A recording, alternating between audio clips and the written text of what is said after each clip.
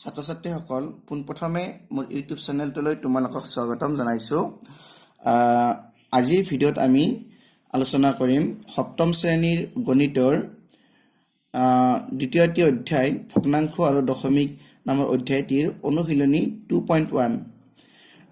ইতিমধ্যে আমি ইয়াৰ আগৰ ভিডিঅ'ত এক নম্বৰ কুৱেশ্যনৰ আমি এ নম্বৰটো আলোচনা কৰিলোঁ। আজিৰ ভিডিঅ'ত আমি বি নম্বৰ আৰু চি নম্বৰ আলোচনা কৰিম। গতিকে বলাচোন ইয়াত কৈছিলে পূৰণফল উলিওৱা। গতিকে আমি গণিতকেইটা বহীত পাতি লওঁ।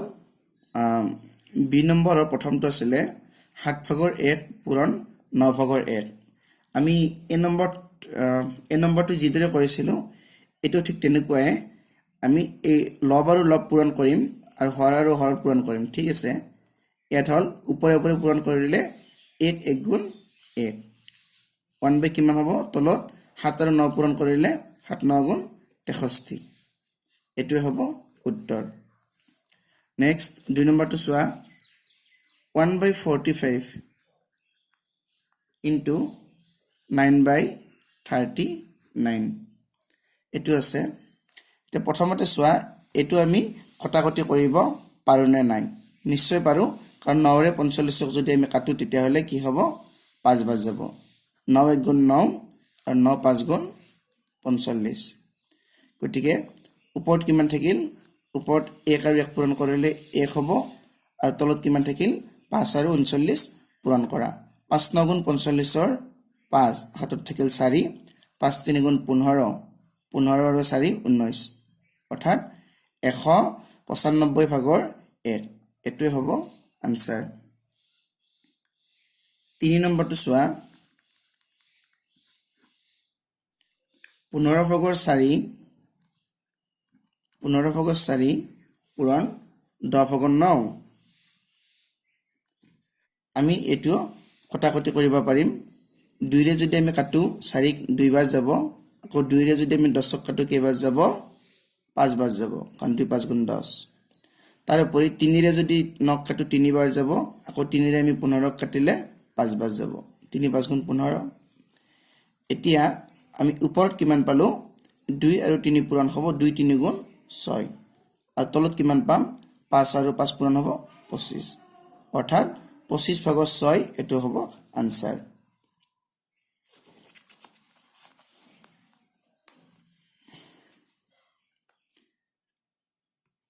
এতিয়া 4 নম্বৰটো চোৱা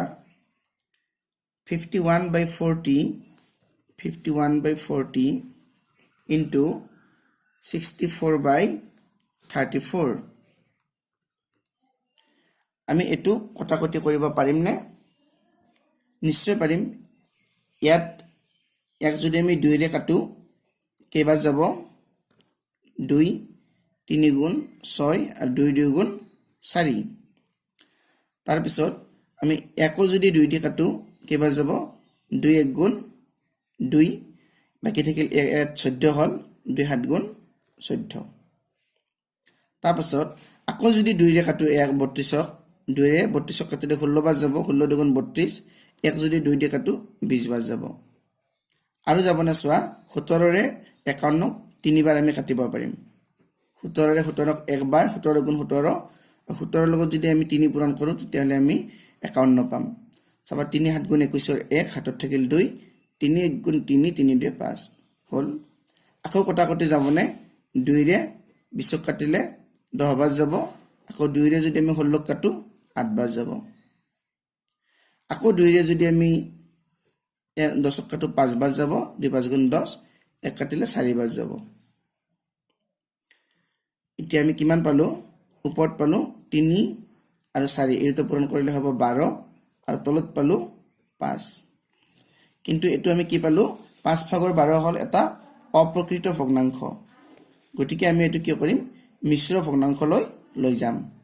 এতিয়া মিশ্ৰ ভগ্নাংশলৈ নিব লাগিলে 5ৰে 12ক আমি হৰণ কৰি চাম। ঠিক আছে, 5দি 12 হৰণ কৰিলে 2 বাৰ যাব, 5 2 গুণ 10, 12 পৰা 10 গ'লে কিমান হ'ব 2, অৰ্থাৎ কি পালোঁ 2 সমষ্টি 5/2। এতিয়া আমি কি লিখিব পাৰিম, 2 সমষ্টি 5/2। এইটোৱে হ'ব আনচাৰ। এতিয়া 5 নম্বৰটো চোৱা 4/5 into 12/7 আমি এইটো কটাকটি কৰিব পাৰিমনে কাৰণ 5 আমি 4 কো কাটিব নোৱাৰো 12 কো নোৱাৰো ইপিনে 7 12 কো নোৱাৰো 4 কো নোৱাৰো হয়নে গতিকে এক আমি কটাকটি কৰিব নোৱাৰো যেহেতু লব আৰু লব পূৰণ কৰা হৰ আৰু হৰ পূৰণ কৰা গতিকে 12 4 গুণ কিমান হ'ব 48 তাৰপিছত 5 7 গুণ 35 এতিয়া এটো এটা অপ্ৰকৃত ভগ্নাংশ হল কাৰণ লবটো ডাঙৰ হল আৰু হৰটো সৰু হল হেকানে এটুকু আমি কি কৰিম ঠিক এটো নিচিনা মিশ্ৰ ভগ্নাংশলৈ লৈ যাম মিশ্ৰ ভগ্নাংশলৈ নিব লাগিলে আমি 48 ক 35 ৰে হৰণ কৰিব লাগিব 35 1 গুণ 35 8 ৰ পৰা 5 গলে 3 আৰু 4 ৰ পৰা 3 গলে 1 অৰ্থাৎ 1 সমষ্টি 35 ভাগৰ 13 এতে আমি লিখিম 1 সমষ্টি 35 ভাগৰ 13 এটো হ'ব আনসাৰ এটা বি নম্বৰটো শেষ হল এটা সি নম্বৰটো চাবা প্ৰথমটো আছিল 4 সমস্ত 7 ভাগৰ 2 পূৰণ 11 সমস্ত 3 ভাগৰ 2 এটো দুটা ভগ্নাংশয়ে মিশ্ৰ ভগ্নাংশত আছে গতিকে আমি প্ৰথমতে এটো অপ্ৰকৃত ভগ্নাংশলৈ নিব লাগিব এটা আমি অপ্ৰকৃত ভগ্নাংশলৈ কেনেকৈ নিম চাবা ইয়াৰ হৰ আছে 7 আমি 7 টো লিখিলো এটা লবত কি হ'ব 7 4 গুণ 28 28 ৰ লগত 2 যোগ কৰা 7 4 গুণ 28 28 2 30 7 ভাগৰ 30 পালো পূৰণ এটো ঠিক তেনেকুৱা 3 ভাগৰ কিমান হ'ব 3 11 গুণ 33 33 2 35 এতিয়া এখিনি আমি কটাকটি কৰিব পাৰিম 3 ৰে 30 কাটিলে 10 বাজ যাব 3 10 গুণ 30 আকৌ 7 ৰ 35 কাটিলে 5 বাজ যাব 7 5 গুণ 35 এতিয়া তলত একো নাই মানে এটা 1 থাকি গল গতিকে একটো আমি নিলিখো গতিকে মানে ওপৰত কি পালো 10 আৰু 5 পূৰণ কৰিলে 50 গতিকে এৰ আনসাৰ হ'ব 50 2 নম্বৰটো চোৱা কি আছে 9 সমস্ত 3 ভাগৰ 2 পূৰণ 4 সমস্ত 5 ভাগৰ 4 ইয়াক আমি কি কৰিম প্ৰথমতে অপ্ৰকৃত ভগ্নাংশলৈ লৈ যাম এটো কিমান হ'ব 3 ভাগৰ 3 9 গুণ 27 27 আৰু 2 লগ লাগি 29 পূৰণ এর হর হল 5 5 4 গুণ 20 20 4 24 এটা আমি এখিনি কটাকটি কৰিব পাৰিম নে নিশ্চয় পাৰিম 3 ৰে যদি আমি 24 ক কাটো কেইবাৰ যাব 8 বাৰ কাৰণ 3 8 গুণ 24 এতিয়া 5 ৰে 8 ক কাটিব নোৱাৰো 5 ৰে আমি 29 ক কাটিব নোৱাৰো গতিকে তলত 5 টো থাকিবই এতিয়া এখিনি উপৰে উপৰে পূৰণ কৰা তলে তলে পূৰণ কৰা 29 ৰ লগত 8 পূৰণ হ'ব 8 9 গুণ 72 72 ৰ 2 হাতত থাকিল 7 8 2 গুণ 16 16 ৰ লগত 7 যোগ কৰিলে কিমান হ'ব 23 অৰ্থাৎ 232 পালো আৰু তলত 5 আছে এটা এটো দুটা অপ্ৰকৃত ভগ্নাংশ আমি উত্তৰটো মিশ্ৰ ভগ্নাংশত লিখিম ঠিক আছে যদি এনেকুৱা হয় তেতিয়াহলে তোমালোকে উত্তৰটো মিশ্ৰ ভগ্নাংশলৈ নিবা ঠিক আছে এতিয়া 5 ৰে 232 হৰণ কৰি চোৱা কেইবাৰ যায় 232 5 5 ৰে 23 হৰণ কৰিলে কেইবাৰ যাব 4 বাৰ যাব 5 4 গুণ 20 3 নামিলে তাৰপিছত এতে 2 টো নমাই আনা এতিয়া 5 ৰে 32 হৰণ কৰা 6 বাৰ যাব 5 6 গুণ 30 2 পৰা শূন্য গলে 2 অৰ্থাৎ আমি কিমান পালো 46 সমস্ত 5 ভাগৰ 2 এটো হ'ব আনসাৰ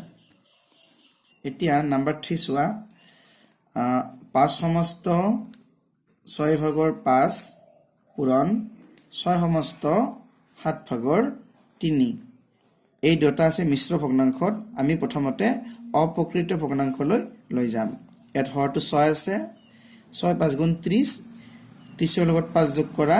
35 পূৰণ ইয়াতে হৰ 7 আছে 7 6 গুণ 42 42 আৰু 3 45 এতিয়া এইখিনি কটাকটি কৰিব পাৰিবানে নিশ্চয় পাৰিবা হাতেৰে 25 কাটিলে কেইবাৰ যাব 5 বাৰ যাব আৰু কটাকটি কৰিব পাৰিনে এটু 3 দি কাটা 3 দি এটু কাটিলে 3 2 গুণ 6 দুইবাৰ গল এটুক যদি 3 দি কাটো 15 বাৰ যাব 15 3 গুণ 45 এতিয়া আমি কিমান পালো ওপৰত কি থাকিলে 5 আৰু 15 পূৰণ কৰা 5 আৰু 15 পূৰণ কৰিলে 15 5 গুণ 75 পাম আৰু তলত থাকিল 2 এতিয়া এটু আমি উত্তৰটো যেটো অপ্ৰকৃত ভগ্নাংশত পালো আমি এটু মিশ্ৰ ভগ্নাংশলৈ নিম যে 2 ৰে তুমি 75 এটু হৰণ কৰা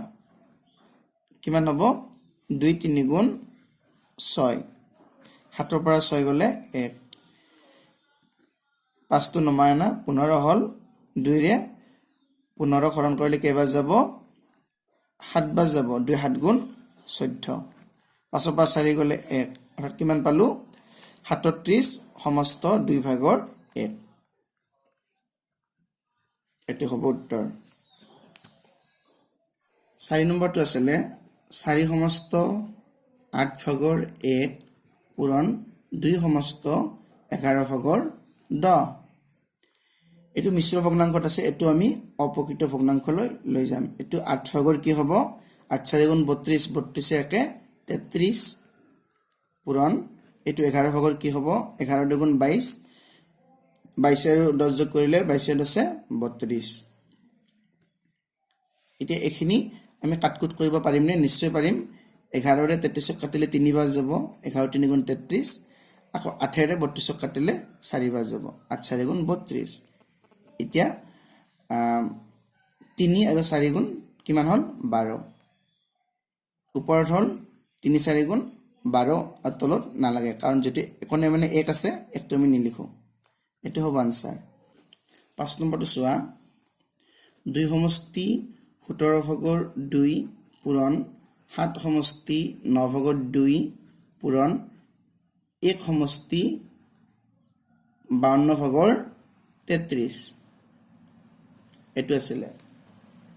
এটা মিশ্ৰ ভগ্নাংশ আমি অপ্ৰকৃত ভগ্নাংশলৈ লৈ যাম এটা হ'ব 17 17 দুগুণ 34 34 ৰ লগত 2 যোগ কৰিলে 36 পূৰণ এটা কিল 9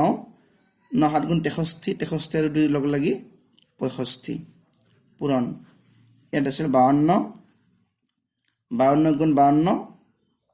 আৰু 52 আৰু 33 লগ লাগিলে কিমান হ'ব যোগ কৰা 3 আৰু 2 যোগ কৰিলে 5 3 5 8 অৰ্থাৎ 52 আৰু 33 লগ লাগিলে 85 হ'ব এতিয়া এখিনি কাটকুট কৰিব পাৰে নে নাই চোৱা 9 ৰে আমি 36 কাটিব পাৰো 4 বাৰ যাব